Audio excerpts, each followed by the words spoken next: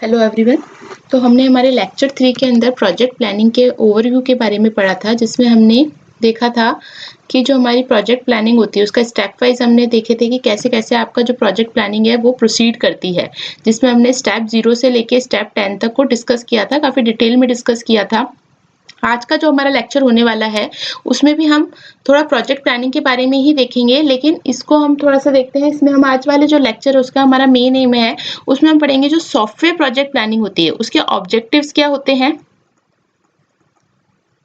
उसके बाद हम देखेंगे डीकम्पोजिशन टेक्निक्स कौन कौन सी होती है हमारे सॉफ्टवेयर प्रोजेक्ट के अंदर। ठीक है, डीकम्पोजिशन टेक्निक्स कौन सी होंगी।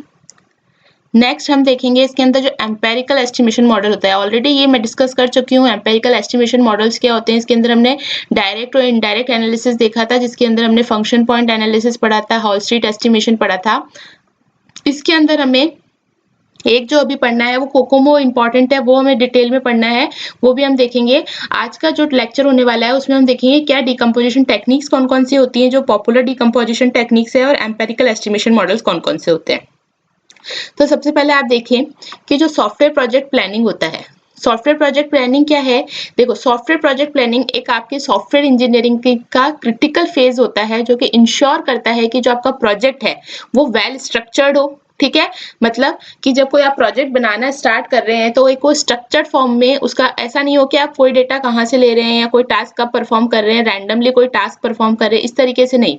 आपका जो प्रोजेक्ट है वो एक वेल स्ट्रक्चर्ड मैनर में होना चाहिए। ठीक है, टाइम बाउंड मीन्स कि टाइम लिमिटेशंस होनी चाहिए, डेडलाइंस होनी चाहिए। ऐसा नहीं हो कि आपके जो प्रोजेक्ट की टाइमलाइननेस है वो अनसर्टेनिटी हो। ठीक है ना, अनसर्टेनिटी कि आपको पता ही नहीं कि आपका प्रोजेक्ट कब खत्म होगा, क्योंकि उस प्रोजेक्ट का कोई भी बेनिफिशियल यूज नहीं होगा। थर्ड, जो भी प्रोजेक्ट के अंदर रिसोर्सेज यूज हो रहे हैं उन रिसोर्सेज को आप एफिशिएंटली यूज कर पाओ। ठीक है, तो ये काफी इंपॉर्टेंट चीज है, इसीलिए ही प्रोजेक्ट प्लानिंग की जाती है। इसलिए इसको एक क्रिटिकल फेज माना जाता है आपकी सॉफ्टवेयर इंजीनियरिंग के अंदर, क्योंकि इसी में आप इंश्योर करते हो कि आपका जो प्रोजेक्ट है वो वेल स्ट्रक्चर्ड है, टाइम बाउंड है और रिसोर्स एफिशिएंट है। ठीक है, अब इसके अंदर क्या आता है, प्रोजेक्ट प्लानिंग के अंदर आपके आ जाते हैं कि आप ऑब्जेक्टिव्स डिफाइन करो आपके प्रोजेक्ट के, जो भी टास्क इन्वॉल्व है। देखो, प्रोजेक्ट जब आप बनाते हैं, एक प्रोजेक्ट के अंदर काफी सारे टास्क होते हैं, उसके अंदर भी काफी सारे सब टास्क होते हैं। ठीक है ना, तो उन टास्क को किस तरीके से ब्रेक डाउन करना है, कैसे उन टास्क को कंप्लीट करना है, और डिवाइड करने के बाद जब वो टास्क कंप्लीट हो जाते हैं तो कैसे उन टास्क को मर्ज करके आपका जो मेन ऑब्जेक्टिव है, जो मेन टास्क है, उसको अचीव करना है। ठीक है, वो आपका इसके अंदर आ जाता है। इसके अलावा क्या आ जाता है, जो भी कॉस्ट लगने वाली है, क्या टाइमलाइंस लाइंस रहने वाली है, उनको एस्टिमेट करना, ये सब आपका आ जाता है प्रोजेक्ट प्लानिंग के अंदर। तो अगर हम सबसे पहले बात करें कि ऑब्जेक्टिव्स क्या होते हैं आपके सॉफ्टवेयर प्रोजेक्ट प्लानिंग के, तो देखो, जो आपके मेन गोल्स है सॉफ्टवेयर प्रोजेक्ट प्लानिंग के, उसमें सबसे पहला जो आता है वो आता है आपका कि जो भी प्रोजेक्ट है उसका स्कोप और उसके ऑब्जेक्टिव्स को डिफाइन करना। इसका मतलब है कि ये बहुत क्लियरली आपको पता होना चाहिए, क्लियरली डिफाइन होना चाहिए कि आपके प्रोजेक्ट का एम क्या है, क्योंकि वो ही आपका क्या होगा, अल्टीमेट गोल होगा, जिसको आप अचीव करोगे जब आप उस प्रोजेक्ट को कंप्लीट करोगे। दूसरा होता है आपका टास्क ब्रेकडाउन। ये अभी मैंने आपको बताया कि हमारा प्रोजेक्ट जो है वेल स्ट्रक्चर्ड होना चाहिए। अब एक प्रोजेक्ट के अंदर क्या हो सकते हैं, मल्टीपल टास्क हो सकते हैं। ठीक है ना, तो प्रोजेक्ट को इस तरीके से स्ट्रक्चर करना कि वो टास्क को आप मैनेज कर सको, और इस तरीके से मैनेज कर सको कि आपका रिसोर्स और टाइम जो है वो एफिशिएंटली यूज हो पाए। थर्ड क्या है आपका, टाइम एस्टिमेशन। ठीक है ना, टाइम एस्टिमेशन का मतलब ये है कि एक प्रोजेक्ट के अंदर मल्टीपल फेजेस होते हैं। ठीक है, जैसे कोई एक फेज है, उसके अंदर भी फिर क्या होंगे, आपके काफी सारे फेजेस चलते हैं, तो आपको ये प्रिडिक्ट करना है कि एक फेज जो है वो कितना टाइम लेगा। उसके अलावा नेक्स्ट है आपका कॉस्ट एस्टिमेशन, जिसके अंदर ये डिटरमाइन करना है कि कितना बजट आपको रिक्वायर्ड होगा। देन है आपका रिसोर्स एलोकेशन, जिसमें जो भी आपके टीम मेंबर्स हैं, ठीक है ना, या फिर जो भी टूल्स आप उसके अंदर यूज कर रहे हो, उनको एफिशिएंटली असाइन करना, जिससे क्या हो, रिसोर्सेज आपके मैक्सिममली यूटिलाइज हो सके। Next, risk assessment. ये बहुत इंपॉर्टेंट पॉइंट है, इसको हम आगे जाके बहुत डिटेल में भी पढ़ने वाले हैं, क्योंकि ये आपके सॉफ्टवेयर प्रोजेक्ट मैनेजमेंट का एक बहुत इंपॉर्टेंट पार्ट है। ठीक है, इसको हम बहुत डिटेल में, पूरा चैप्टर इसका हम पढ़ेंगे, हमारी बुक के अंदर भी इसका पूरा एक चैप्टर है। ठीक है, तो यहाँ पे बेसिकली क्या है, जब सॉफ्टवेयर प्रोजेक्ट प्लानिंग होती है तब ये आइडेंटिफाई किया जाता है कि जो भी आप प्रोजेक्ट डेवलप करना चाह रहे हैं उसके पोटेंशियल रिस्क क्या है, उनको आइडेंटिफाई किया जाता है। ऑल्सो उन रिस्क को आइडेंटिफाई करने के बाद क्या मिटिगेशन स्ट्रेटेजीज रहेंगी, या किस तरीके से आप उन रिस्क को, अगर वो आते हैं तो उनको रिड्यूस कर पाओगे, ये सब का असेसमेंट आपका किया जाता है रिस्क असेसमेंट में। And last is your quality assurance. Quality assurance का मतलब ये है कि जो भी फाइनल प्रोडक्ट बन के आएगा, प्रोजेक्ट डेवलपमेंट के बाद जो उसका फाइनल रिजल्ट होता है, यानी कि जो उसका फाइनल प्रोडक्ट होता है, वो इंश्योर करना कि वो फाइनल प्रोडक्ट जो है वो यूजर की एक्सपेक्टेशन, जिन यूजर्स के लिए वो प्रोजेक्ट चला था, जिन यूजर्स के लिए वो प्रोडक्ट बना है, क्या वो उसको मीट कर पा रहा है या नहीं, यानी कि उसकी क्वालिटी को अश्योर करना कि जो फाइनल प्रोडक्ट आपका बनकर आया प्रोजेक्ट डेवलपमेंट में, क्या वो यूजर की एक्सपेक्टेशंस को मीट कर पा रहा है या नहीं, वो आ जाता है आपका क्वालिटी एश्योरेंस में। तो ये कुछ मेन आपके ऑब्जेक्टिव्स होते हैं सॉफ्टवेयर प्रोजेक्ट प्लानिंग के। अब देखो, सॉफ्टवेयर प्रोजेक्ट प्लानिंग के अंदर एक तो ऑब्जेक्टिव्स हो गए, उसके अलावा एक होता है कि डीकंपोजिशन टेक्निक्स क्या यूज करोगे। डीकंपोजिशन का बेसिकली मतलब क्या है, आपका जो प्रोजेक्ट है, ठीक है ना। अब देखो, प्रोजेक्ट तो एक काफी बड़ा चीज हो जाती है ना, काफी बड़ा प्रोजेक्ट है जिसके अंदर बहुत सारी चीजें आपकी इन्वॉल्व होती है, बहुत सारे टास्क, बहुत सारी एक्टिविटीज इन्वॉल्व होती है, कई लोग इन्वॉल्व होते हैं, कई स्टेक होल्डर्स इन्वॉल्व होते हैं, कई सारे रिसोर्सेज लगते हैं। तो बेसिकली डीकंपोजिशन एक प्रोसेस है जिसके अंदर आप क्या करते हो, आपके जो प्रोजेक्ट है, ठीक है, उसको स्मॉलर और मैनेजेबल पार्ट्स में डीकंपोज करते हो। फॉर एग्जांपल अगर आप देखें कि जैसे हमारे पास कोर्स एडमिनिस्ट्रेशन है, ठीक है ना, कोर्स एडमिनिस्ट्रेशन का प्रोजेक्ट है, तो इसके अंदर हम क्या कर रहे हैं, इस प्रोजेक्ट को हम डिवाइड कर रहे हैं मैनेजेबल पार्ट्स में, यानी कि अलग सब टास्क में, कि एक कोर्स एनरोलमेंट हो जाएगा, एक कोर्स कंप्लीशन वाला पेज हो जाएगा, एक कोर्स अटेंडेंस वाला पेज हो जाएगा, कोर्स एनरोलमेंट के भी सब टास्क आ जाएंगे, like course registration, course payment, इसी तरीके से कोर्स कंप्लीशन के आ जाएंगे course assessment and course certification. इसका मतलब क्या है, जो आपका कंप्लीट प्रोजेक्ट है उसको मैनेजेबल पार्ट्स में या स्मॉल पार्ट्स में डिवाइड करना, ताकि आप एक स्ट्रक्चर्ड वे में आपके प्रोजेक्ट को कंप्लीट कर पाओ। अब कई सारी डीकंपोजिशन टेक्निक्स होती हैं, जिसमें से जो कॉमन आपकी डीकंपोजिशन टेक्निक्स है वो कौन कौन सी है, वर्क ब्रेकडाउन स्ट्रक्चर, जिसको हम WPS भी बोलते हैं शॉर्ट फॉर्म में, नेक्स्ट है आपकी functional decomposition, then is your process based decomposition, then object oriented decomposition and last is your use case decomposition। अब इनके बारे में हम थोड़ा सा शॉर्ट इंट्रोडक्शन अभी पढ़ लेते हैं और फिर हम वन बाय वन इनको डिटेल में डिस्कस करेंगे आगे के अपकमिंग लेक्चर्स में। तो देखो, वर्क ब्रेकडाउन स्ट्रक्चर का मतलब क्या होता है, यहाँ पे आप प्रोजेक्ट को कैसे डिवाइड कर देते हो, हिरार्किकल लेवल में डिवाइड कर देते हो, और ये किस में हेल्प करता है आपको कि क्या रिसोर्सेस अलोकेशन हो रहे हैं और ट्रैक करने में कि क्या प्रोग्रेस है, ठीक है ना, प्रोजेक्ट की क्या प्रोग्रेस है उसको ट्रैक करने में और रिसोर्सेज को अलोकेट करने में ये हेल्प करता है work breakdown structure decomposition technique.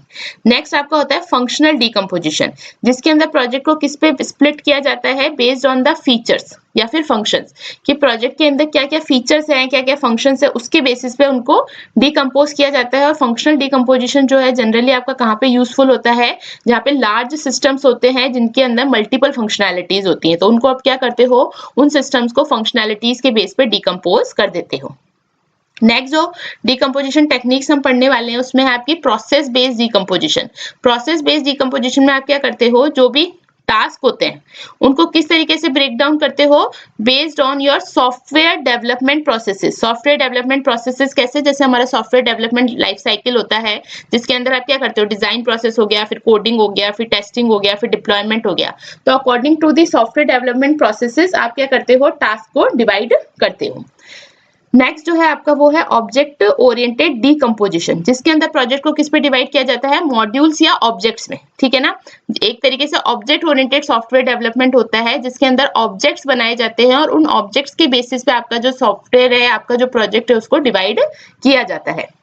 Last आपका जो होता है वो होता है use case decomposition. Use case decomposition में जो आपका प्रोजेक्ट हो किस पे आपका ब्रेक होता है, बेसिकली किस पे बेस्ड होता है आपका ब्रेकडाउन, यूजर इंटरेक्शंस और सिस्टम के रिस्पॉन्सेज, ठीक है ना। यूजर का इंटरेक्शन कैसा है और सिस्टम के रिस्पॉन्सेज कैसे हैं, उनके बेसिस पे आप क्या करते हो, प्रोजेक्ट को यहाँ पे ब्रेक डाउन करते हो, ठीक है। तो कुछ डीकंपोजिशन टेक्निक्स हैं, यहाँ पे सिर्फ मैंने अभी टाइप्स ही बताए हैं और थोड़ा सा उनका इंट्रोडक्शन दिया है, लेकिन ये इंपॉर्टेंट है हमारे एग्जाम के लिए, तो हम इनको वन बाय वन डिटेल्स में पढ़ेंगे आगे के लेक्चर्स में। एक जो इसके बाद हम डीकंपोजिशन टेक्निक्स की बात पढ़ेंगे वो हम पढ़ेंगे एम्पेरिकल एस्टिमेशन मॉडल। हालांकि ये मैं आपको ऑलरेडी पढ़ा चुकी हूँ, इसमें काफी चीजें तो मैंने ऑलरेडी कवर कर दी है, बट कुछ और इसके अंदर मॉडल्स है जो हमें पढ़ने हैं, इसलिए मैंने एक बार वापस को इंक्लूड किया है। बेसिकली जो एम्पेरिकल एस्टिमेशन मॉडल्स होते हैं, ये मॉडल्स किसमें आपको हेल्प करते हैं, ये प्रिडिक्ट करने में कि सॉफ्टवेयर जो बना रहे हो, जो सॉफ्टवेयर प्रोजेक्ट डेवलपमेंट हो रहा है, उसमें क्या एफर्ट लगेगा, क्या कॉस्ट लगेगी, क्या ड्यूरेशन होगा, ठीक है ना। ये किस पे बेस्ड होता है, आपके पास्ट डेटा, जो पास्ट में प्रोजेक्ट्स बने, ठीक है, पास्ट में जो सॉफ्टवेयर डेवलप हुए उन पे, और एंड मैथमेटिकल फॉर्मूलाज, ठीक है। तो मैथमेटिकल फॉर्मूलाज और आपके जो पास्ट का डेटा है उसके बेसिस पे आप क्या करते हो, कुछ मॉडल्स बनाते हो, और वो मॉडल्स आपको हेल्प करते हैं कि जो सॉफ्टवेयर प्रोजेक्ट आप डेवलप कर रहे हो उसमें कितना एफर्ट लगने वाला है, कितना कॉस्ट लगने वाला है एंड कितना ड्यूरेशन लगने वाला है। इसके अंदर जो हम पढ़ने वाले हैं, इसके अंदर जो फर्स्ट एम्पेरिकल एस्टिमेशन मॉडल पढ़ेंगे वो पढ़ेंगे हम कोकोमो मॉडल, जिसका फुल फॉर्म होता है कंस्ट्रक्टिव कॉस्ट मॉडल। ये क्या करता है, मैथमेटिकल इक्वेशंस यूज करता है जिससे आप एफर्ट और कॉस्ट को एस्टिमेट करते हो।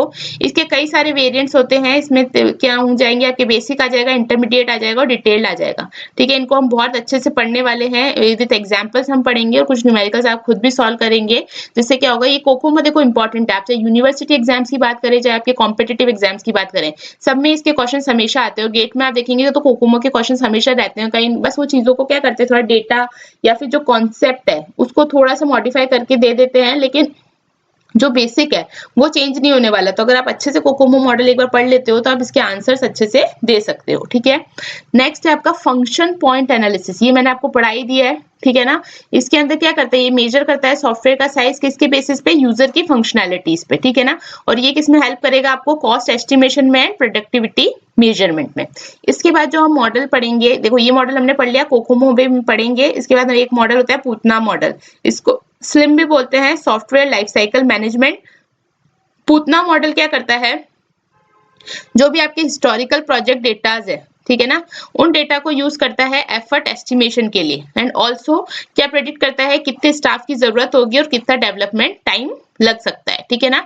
तो ये हो जाता है आपका पूतना मॉडल, ठीक है। इसके बाद जो नेक्स्ट मॉडल होता है वो होता है आपकी डेल्फी टेक्निक्स, जिसके अंदर ये किस पे रिलाई करती है, एक्सपर्ट जजमेंट्स पे थ्रू मल्टीपल इटरेशंस, और ये किस में हेल्प करती है, जो भी एस्टिमेशन की एक्यूरेसी है उसको रिफाइन करने में हेल्प करती है। और लास्ट है आपका यूज केस पॉइंट मेथड, ठीक है ना। ये क्या एस्टिमेट करता है, एफर्ट एस्टिमेट करेगा किसके बेसिस पे, जो भी सिस्टम के अंदर यूज केसेस हो रहे हैं, ठीक है ना, जो भी आप सिस्टम के अंदर यूज केसेस बना रहे हो उनके बेसिस पे एस्टिमेट करता है एफर्ट को, ठीक है। तो आज के लेक्चर में हमने मेनली ये देखा कि हमारे सॉफ्टवेयर प्रोजेक्ट प्लानिंग है उसका ऑब्जेक्टिव्स क्या होते हैं, डिकम्पोजिशन टेक्निक्स हमने देखी क्या मतलब है, कौन कौन से डिकम्पोजिशन टेक्निक्स हम पढ़ने वाले हैं, तो 5 डिकम्पोजिशन टेक्निक्स हम पढ़ने वाले हैं। और उसके बाद हमने देखे एम्पेरिकल एस्टिमेशन मॉडल क्या होते हैं, जिसके अंदर हमने 5 एम्पेरिकल एस्टिमेशन मॉडल के बारे में डिस्कस किया, जिसमें से हम एफपीए ऑलरेडी पढ़ चुके हैं, ठीक है ना। आपको ध्यान है तो मैंने इसका न्यूमेरिकल भी करवाया है। इसके अलावा हमने हॉल स्ट्रीट साइज एस्टिमेशन भी पढ़ा था, आप देखिए पिछले लेक्चर्स में मैंने वो बहुत डिटेल में विद एग्जाम्पल समझाया है आपको। अब इसके अंदर जो हमें पढ़ना है कोकोमो मॉडल, फिर Putana model, Delphi techniques and use case point method, ठीक है। तो ये हम अब आपका ये काफी लंबा लेक्चर चलने वाले हैं, इसमें कई सारे मल्टीपल लेक्चर्स बनेंगे, क्योंकि एक एक टेक्निक को हम बहुत अच्छे से डिटेल में पढ़ेंगे, ताकि चाहे हमारे यूनिवर्सिटी एग्जाम के बेसिस पे हो, चाहे हमारे कॉम्पिटिटिव एग्जाम के बेसिस पे हो, हमारा एक ये टॉपिक जो है बहुत अच्छे से रेडी हो जाए। So that's it for this lecture. अगर लेक्चर अच्छा लगा है तो प्लीज चैनल को लाइक कीजिए, सब्सक्राइब कीजिए एंड शेयर कीजिए। Thank you.